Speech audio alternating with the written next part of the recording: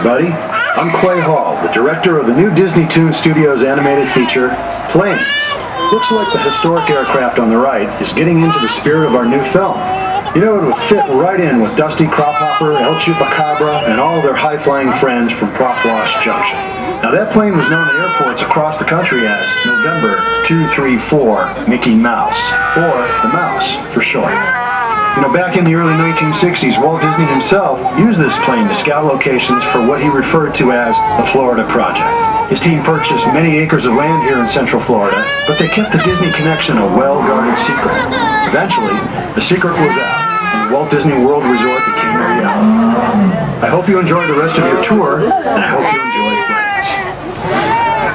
On our right, we once again sweep past the magnificent Mediterranean village of our Lights, Motors, Action Extreme Stunt Show. This high-octane attraction is based on the hit show from the Walt Disney Studios Park in France. In this action-packed production, you'll feel like you're right there on the set during the filming of a spy thriller, complete with custom-built cars, motorcycles, even jet skis. You'll experience the split-second timing, coordinated driving, and fiery special effects that make action movies a real blast. The staging area to our right is known as Acceleration Alley.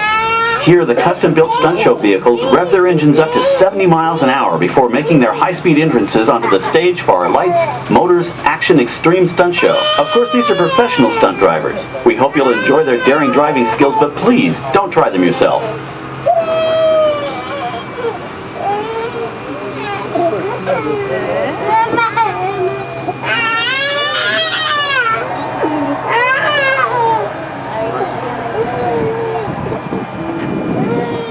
On the left, we've reached our second boneyard with more historic props and vehicles.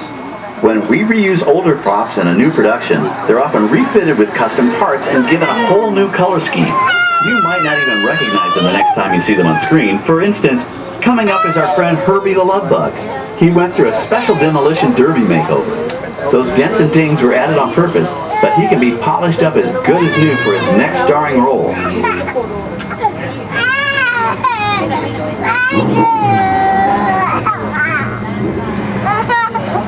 On our right, we now have a very different view of the fishing village set. From this point of view, you can see that there is no inside to the buildings. They are just facades. In the movie business, set builders only create what the camera has to see. It's an old movie trick dating all the way back to the silent era. To add to the sense of realism and avoid the cost of set building, many of today's television shows and movies film on location in cities and towns across the U.S.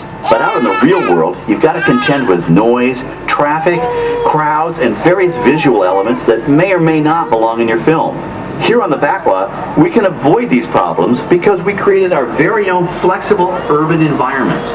Our Streets of America facades can stand in for a small town or a giant metropolis. As we come around the last corner on our route, you'll see the skyline of New York City in the distance.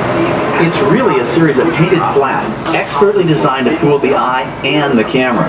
We can dress and decorate these streets to look like any city we want, from Chicago to San Francisco. Depending on the choice of vehicles, props, and costumes, we can even turn back the clock and set our story in a different time. And what's more, these sets are built with Florida weather in mind. They're made to withstand 100-mile-an-hour winds. You're welcome to visit our Streets of America anytime during your visit today and get an up-close look at the skills of our set designers and builders.